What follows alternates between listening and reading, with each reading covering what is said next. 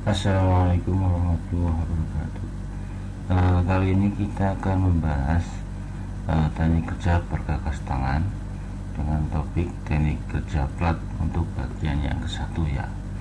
Nah, teknik kerja plat ini yaitu teknik kerja pembuatan benang kerja dengan raw material berasal dari plat ya. Plat itu ada berbagai macam ya. Ada plat besi, plat aluminium, plat galvalum, ada juga plat yang dari baja ringan yang sering kita ketahui ya. Nah, pada kesempatan kali ini pada praktek kerjanya, pada kerja platnya, kita menggunakan plat besi ya, dengan ketebalan kira-kira 0,6 atau 0,7 ya.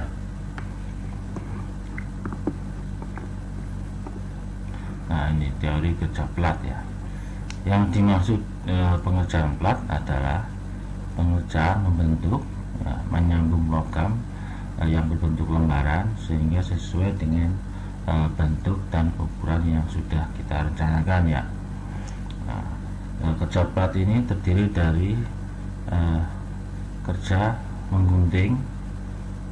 Sebelum menggunting kita harus melukis ya, melukis plat sesuai dengan bentuk yang kita inginkan ya.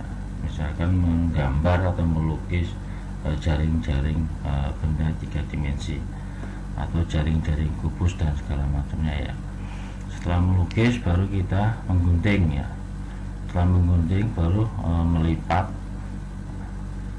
terus melubangi ya. Untuk melubangi ini biasanya untuk plat aluminium yang disambung dengan paku keling ya.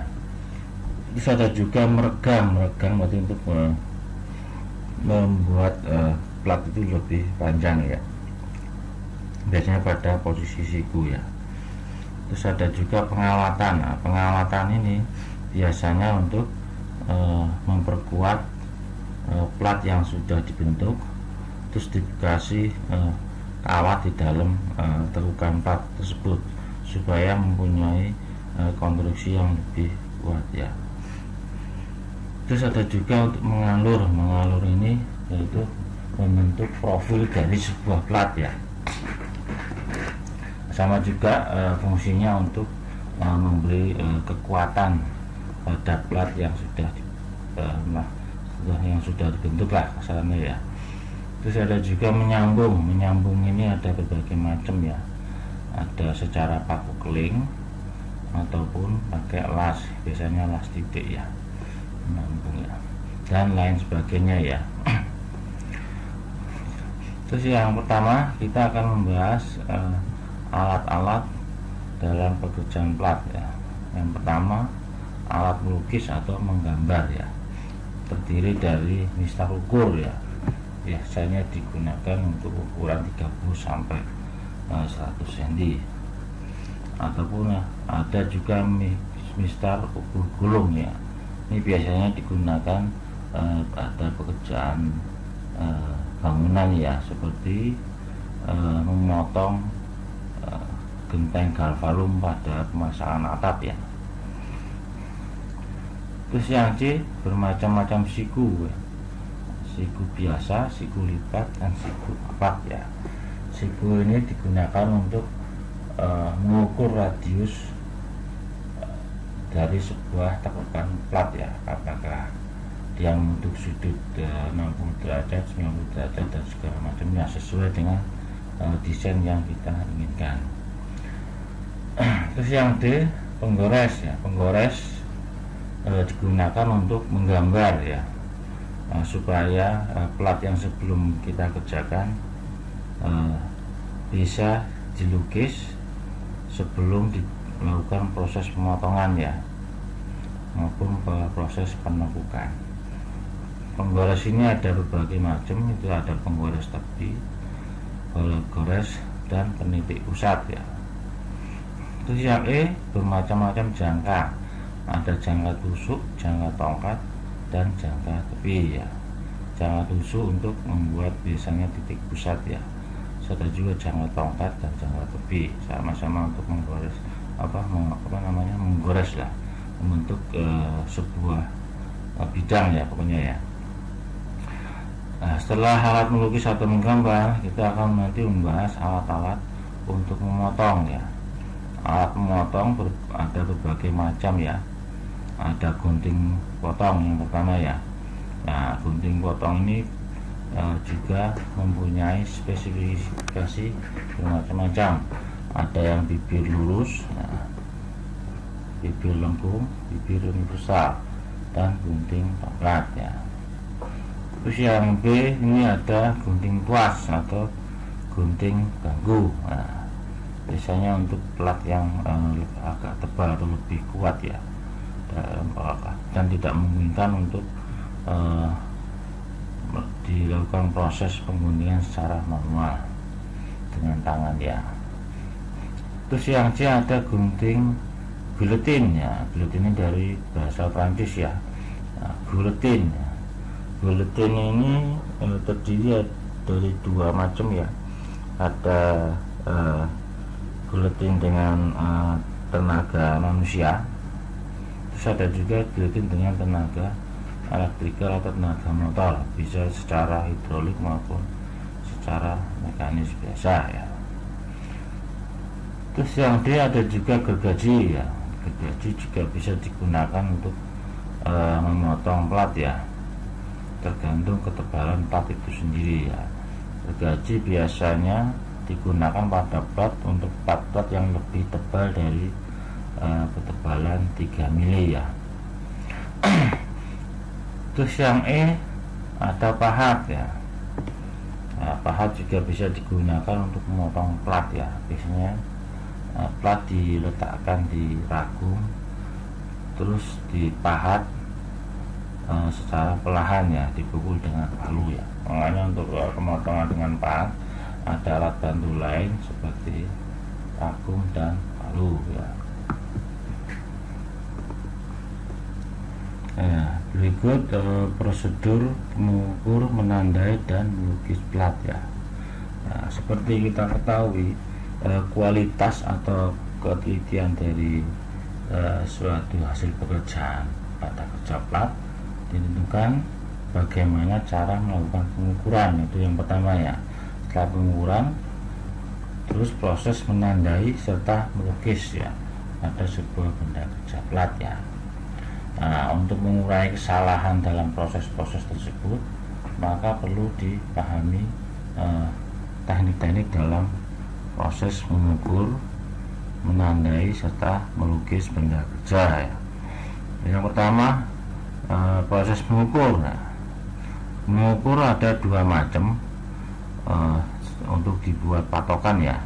Yang pertama itu patokan ujung penggaris ya. Nah, di sini ya penggarisnya ukurannya berapa, misalkan ini ujungnya, biasanya ujungnya awalannya dari angka 0 di sini ya. Terus ukurannya berada di sini, misalkan di sini angka 20 cm ya, dari sini ke 20 cm. Jadi yang kita ukur, yang kita gores berada di sini. Ini patokan ujung penggaris ya. Terus ada juga patokan garis ukur. Nah, garis ukur ujungnya di sini dengan menggunakan alat bantu penyiku ya, supaya penggaris dengan benar kerja tegak lurus ya. Nah, mengukurnya seperti ini ya. Jadi angka yang digores itu angka yang telah dibuat ukurannya ya. Misalkan di sini 0, di sini 20 cm. Jadi yang digores yang berada di garis ukuran ya.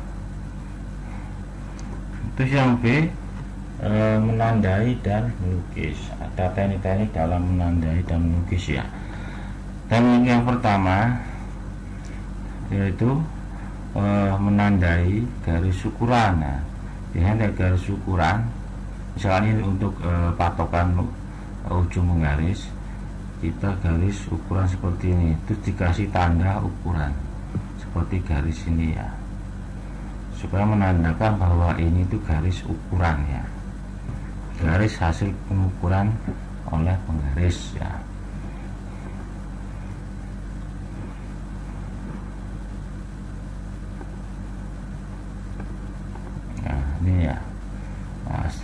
ada titik pengukuran, baru kita tarik garis ukuran ya, seperti ini ya.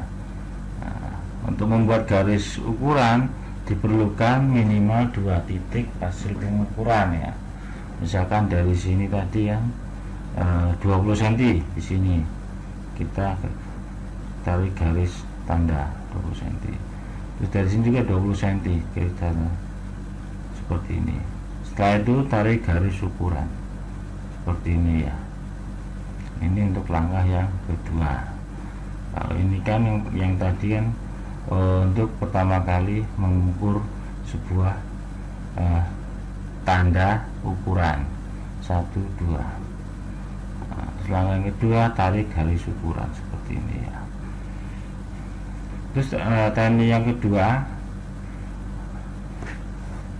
seperti ini ya, untuk memakai patokan ukuran, garis ukuran yang sudah dijelaskan di sini tadi ya, ini ya, dengan garis ukur ya. Ini yang teknik yang kedua. Misalkan kita membuat titik ukuran seperti ini, angka 1 misalkan 4 cm, angka 2 10 cm, angka 3 20 cm misalkan.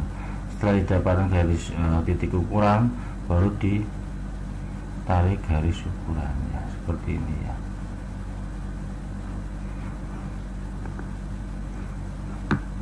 Nah, ini ada teknik juga untuk membuat garis sejajar seperti ini ya. Biasanya digunakan untuk penyiku ya, menggunakan garis penyiku seperti ini ya.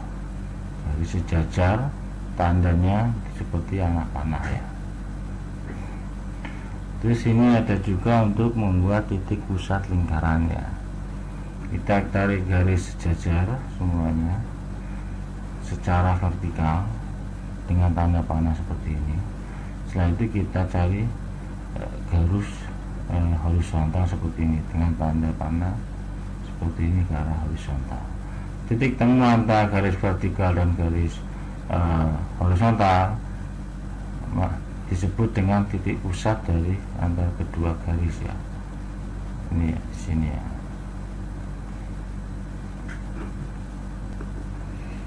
Ada beberapa hal yang harus diperhatikan dalam menarik garis atau melukis pada benda kerja plat ya. Yang pertama, mata pandangan harus tegak lurus terhadap garis ukur ya, agar tidak terjadi kesalahan akibat sudut pandang ya.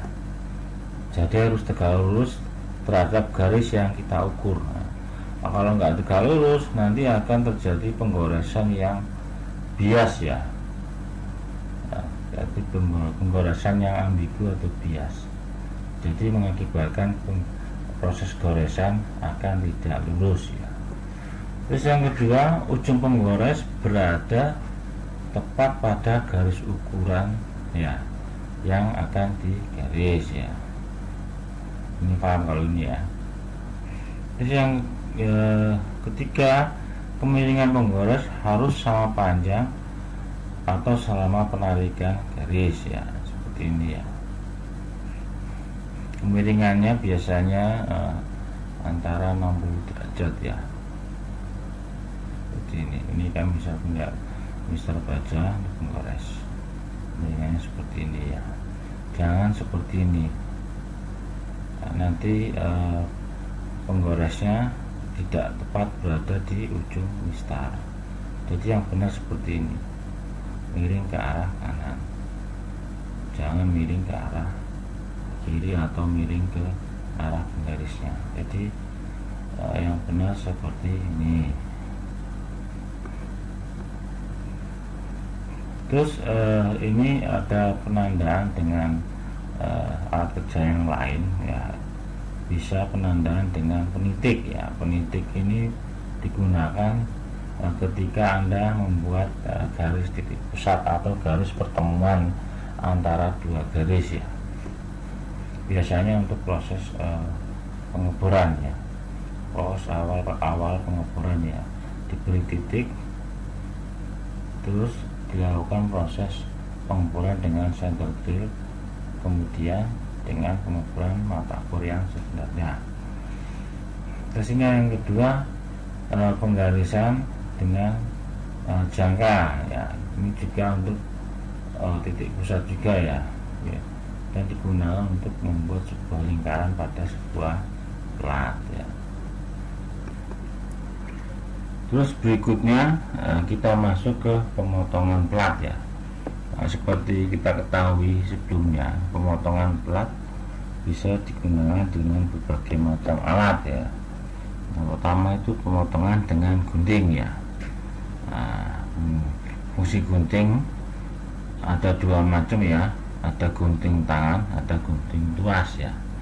Dengan gunting tangan untuk memotong plat yang tipis ya, dapat dipakai memotong berbagai bentuk bermacam-macam ya, seperti memotong lurus, lengkung, dan menyudut ya. Nah, gunting tangan ini dibedakan lagi menjadi beberapa macam ya, seperti gunting lurus, gunting lengkung, dan gunting universal. Ini gunting lurus ya.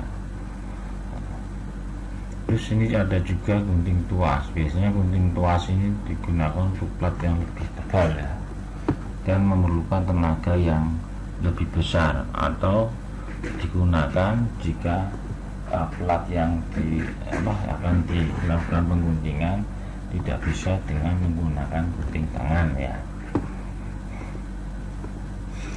Ini proses pemotongan dengan gunting ya, prosesnya ya. Yang pertama, pegang bahan dengan tangan kiri. Bagi Anda yang nggak kidal, kalau kidal biasanya benda kerja dipegang dengan tangan kanan, dengan gunting tangan kiri. Untuk yang tangan normal yang nggak kidal, peganglah bahan dengan tangan kiri. Cukup jauh dari bibir gunting ya, bibir gunting ini ya. Ini bibir gunting, pegang tangan harus jauh dari bibir gunting supaya tidak terluka oleh gunting itu sendiri ya. Terus yang kedua, bibir gunting dibuat tegak lurus terhadap benda dan tepat pada garis lukis ya. Jadi guntingnya harus tegak lurus dari benda. Nah, bibir gunting, terus ini benda kerja harus tegak lurus. Kalau nggak tegak lurus, nanti dimungkinkan pemotongannya nggak bisa lurus ya. Terus bibir gunting harus terletak pada garis lukis ya. Ini garis lukisnya ya. Terus yang ketiga, jari manis tangan kanan letakkan di antara kedua tangkai gunting untuk menahan agar bibir yang terkatup seluruhnya supaya tidak merusak hasil pemotongan ya. Terus yang keempat, katup bibir dengan menekan tangkai bibir, jangan terkatup seluruhnya ya, jangan terkatup seluruhnya, masih ada sisa celah ya. Jika terlalu seluruhnya akan merusak hasil pemotongan itu sendiri. Jadi enggak nutup seluruhnya katupnya ya. Kalau ke katupnya menutup seluruhnya, bisa menjadikan benda kerja tidak lurus dalam proses pengguntingan ya. Terus yang kelima, bila menggunting bentuk-bentuk lingkaran atau garis lengkung, pergunakanlah gunting dengan bibir lengkung ya, seperti ini ya, bibir yang lengkung ya. Soalnya bibir yang lurus ya, atau dengan gunting yang universal.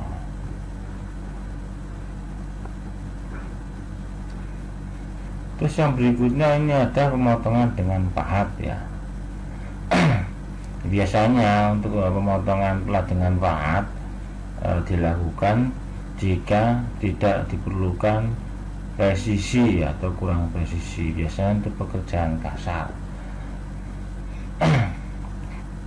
Dan biasanya untuk pekerjaan yang tidak bisa dikerjakan dengan alat-alat kerja plat yang lain, misalkan plat yang lebih tebal ya.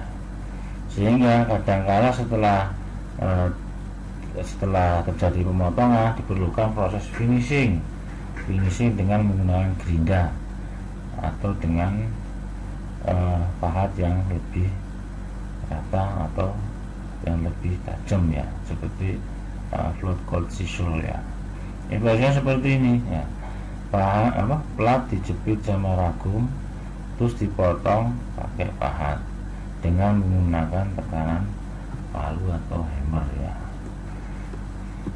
Pandangan mata usahakan melihat ke arah pemotongan ya, supaya pemotongannya lurus ya. Setelah pemotongan, ujung-ujung yang hasil pemotongan biasanya kasar, jadi diperlukan proses finishing. Proses finishing bisa dipakai dengan gerinda atau kikir ataupun pelas ya. Prosesnya seperti ini untuk pemotongan plat ya. Nah, biasanya untuk plat yang lebih tebal.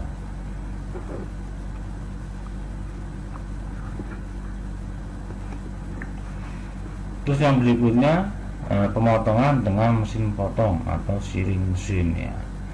Nah, pada proses pemotongan plat, alat yang digunakan untuk memotong plat biasanya disebut dengan mesin guillotine ya. Mesin guillotine juga terbagi menjadi dua, ada guillotine manual, ada mesin guillotine hidrolik ya. Yang manual seperti ini ya, jadi ini tuas untuk menggunting plat, ini tuasnya, sedangkan guntingnya pahat pahat guntingnya ini ya. Kalau benda kerja ditaruh di sini, tuas ditarik ke bawah sehingga terjadi penekanan sekaligus pemotongan, proses pemotongan. Jadi pahatnya di sini ya. Ini untuk melindungi, kalau plat yang ini untuk melindungi tangan kerja supaya tidak masuk ke area sini. Kalau nggak ada plat ini, dimungkinkan sering terjadi kecelakaan ya. Jadi plat dimasukkan ke bawah sini, terus dengan pengguntingan di arah pahat yang di dalam sini ya. Plat yang akan digunting usahakan sejajar dengan ini ya, bagian ujung dari mesin guillotine ini ya. Masukkan ke celah-celah, terus dilihat skala diantara atau garisnya dipaskan ke arah pahat gunting ini ya, guillotine ini ya, di dalam sini ya, jangan di celah. Jadi bisa dilihat dari celah dari sini, nggak bisa dilihat dari sini karena ini pelindung dari gunting plat ini ya, untuk melindungi tangan Anda jika terjadi untuk menghindari tangan Anda masuk ke dalam sini ya. Kalau nggak ada ini, tangan Anda bisa kena gunting sendiri, sangat berbahaya emang ya. Setelah itu ditahan dulu sama tuas yang di sini. Setelah ditahan sama penjepit yang berada di sini, baru dilakukan penarikan tuas dalam proses pengguntingan ya, pakai ini ya. Nah, gunting manual biasanya tebal platnya maksimal 0,6 mm.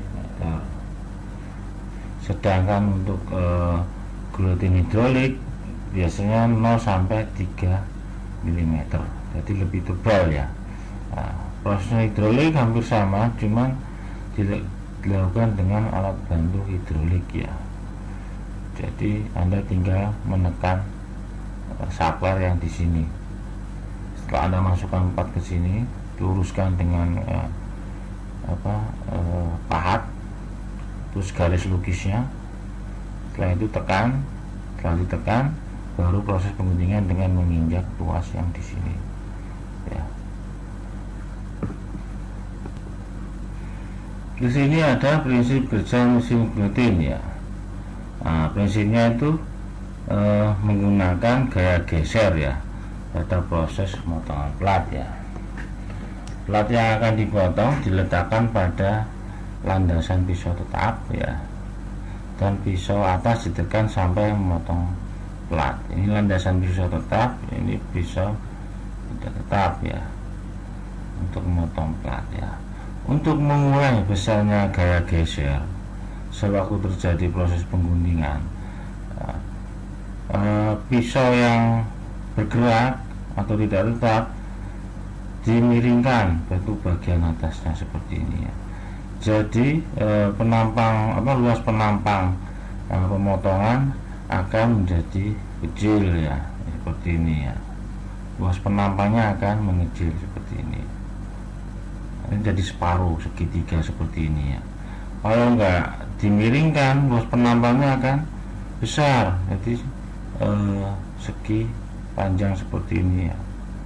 Nah, untuk mengurangi itu, untuk mengurai gaya geser, maka pisaunya dimiringkan seperti ini. Jadi luas penampang potongnya akan mengecil, lebih kecil, jadi separuhnya dari segi 4 ini ya. Nah, ini tebal platnya, jadi lebih kecil luas penampangnya, atau setengahnya ya, katakanlah setengahnya kalau kita lihat gambar di sini ya. Terus ini ada suaian pisau mesin guillotine ya. Setiap tebal plat mempunyai suaian pisau yang akan digunakan ya. Suaian itu jarak clearance antara pisau tetap sama pisau yang bergerak atau tidak tetap ya.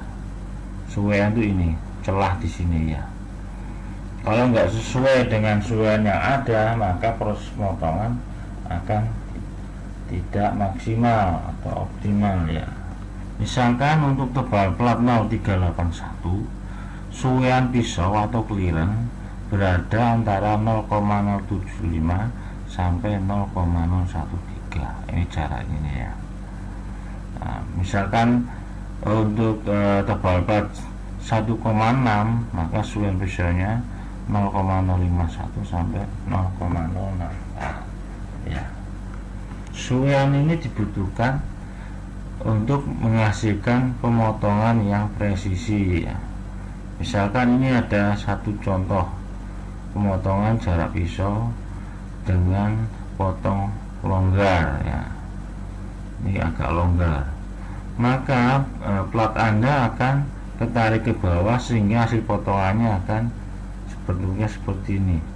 Jadi melengkung ke bawah hasil potongannya, jadi nggak rata. Terus yang nomor 3, hasil pemotongan dengan jarak pisau yang sesak atau clearance-nya sangat sempit. Nah, hasil pemotongannya akan berbentuk bulat seperti ini. Nah, kalau nomor 1 dan 3 akan menemukan second proses atau proses finishing setelah pemotongan.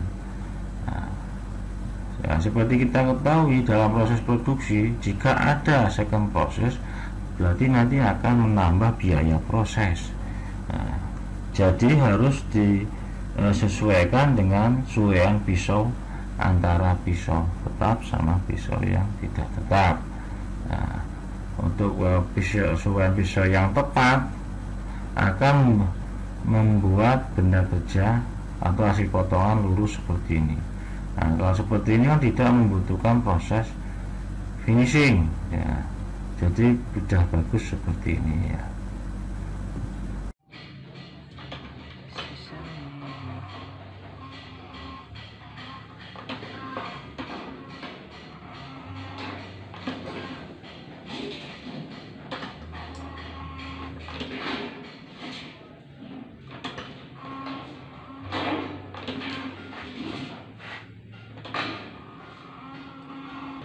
Masih ganteng bro.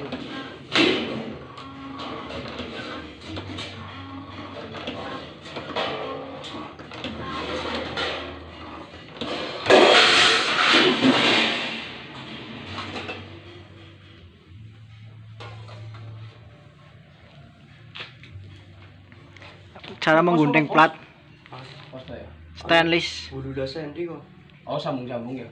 Bu, lengkar. Iya, lengkar.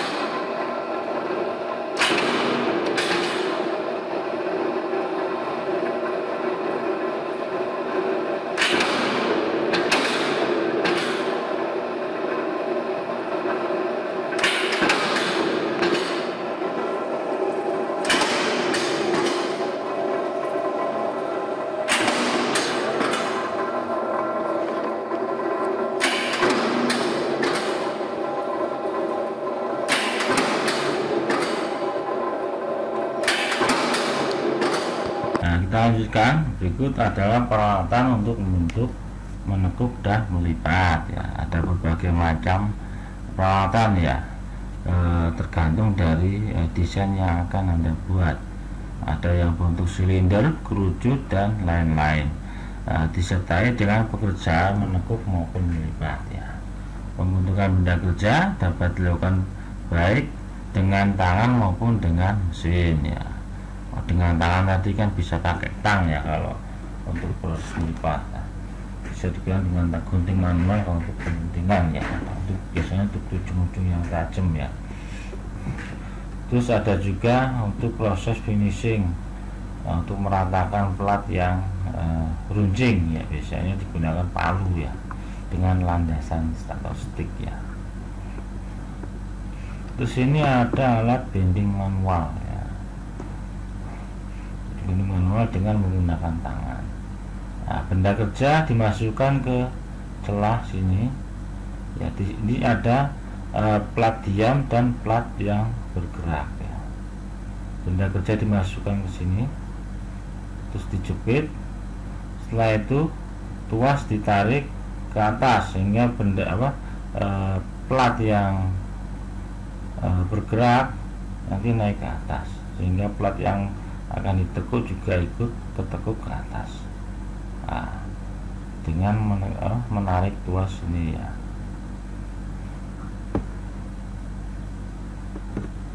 Terus ini ada juga alat bending hidrolik ya. Prosesnya hampir sama, cuma membentuk dengan bantuan tenaga hidrolik ya. Benda kerja diletakkan di sini, terus ditekan. Setelah itu ditekuk berapa derajat ke atas. Nah, ini plat tetap, di sini plat tidak tetap. Biasanya untuk menekuk berbagai bentuk tekukan ya. Di sini kita bisa menyeting panjang dari plat yang akan ditekuk ya. Ada settingannya di sini. Misalkan untuk plat ya panjangnya antara dua blok ini, berarti yang dipakai yang sebelah sini aja. Ini bisa dilepas ya. Nah, terus ini ada lagi untuk proses bending dengan berbagai macam alat punch and dice ya, dengan bantuan hidrolik ya. Nah, sebetulnya seperti ini ya. Ini yang nanti yang akan Anda gunakan di proses pembuatan japlat. Ada yang membentuk seperti ini ya, bulatan. Ada juga yang seperti ini ya. Nah, ini biasanya untuk engsel ya, tumpuan engsel. Jadi antara plat dijepit terus dibentuk pada molding atau dice ya, atau cetakan yang sudah disediakan, sehingga diperoleh bentuk yang akan kita desain ya. Bermacam-macam lah bentuk yang akan digunakan sesuai dengan desain yang akan kita rancang ya. Terus ini salah satu contoh pembentukan silinder pada mesin bending hidrolik seperti ini ya. Plat dimasukkan ke sini, terus ditarik, terus ditekan pada molding seperti ini. Ada das tadi ya. Terjadi proses stamping secara melingkar ya. Ini plat yang di bawah bentuknya setengah lingkaran, terus ditarik ke bawah ke atas. Setelah itu ditekan dengan plat yang dari atas ini, bentuknya juga setengah lingkaran, sehingga dihasilkan bentuk silinder seperti ini ya. Di sini ada mesin roll. Nah, mesin roll digunakan biasanya untuk membuat sebuah silinder ya, silinder ataupun bentuk setengah lingkaran atau radius. Jadi benda kerjanya dimasukkan di antara dua roll ini ya. Setelah itu kita putar sehingga antara dua ujung plat akan membentuk sebuah silinder ya. biasanya digunakan untuk membuat pipa ya.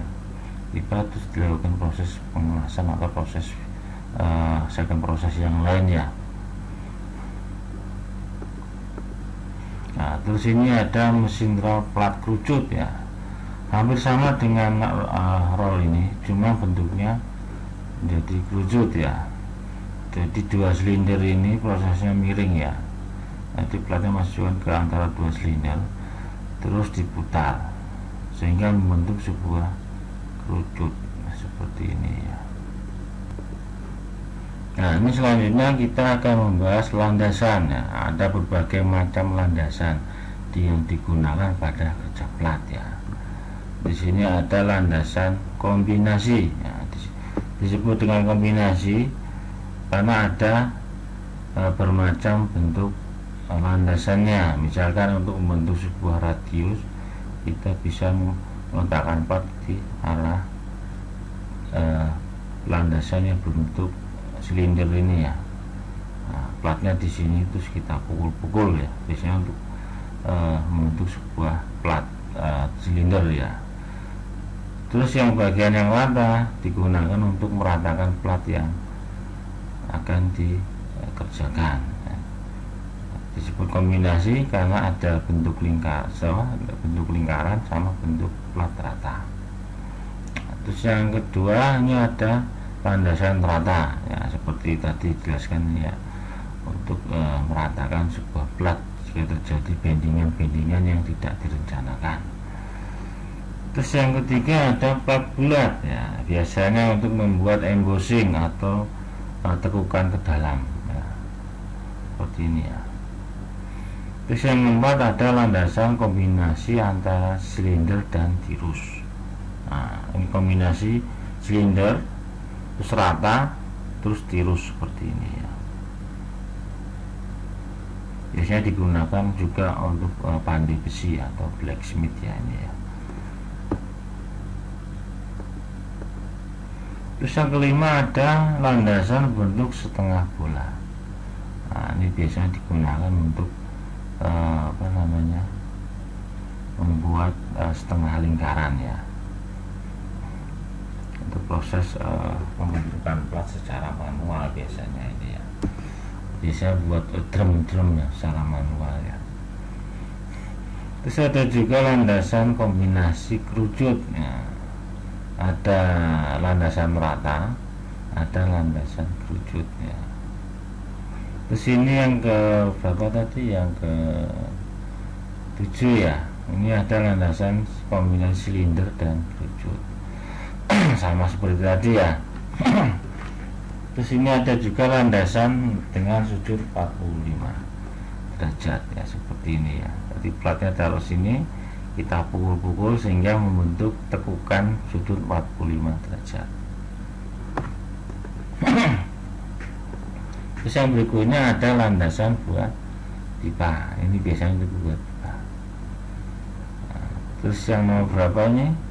Yang nomor 10 ya. Ini landasan alur. Nah, biasanya digunakan untuk membuat celah pada plat ya.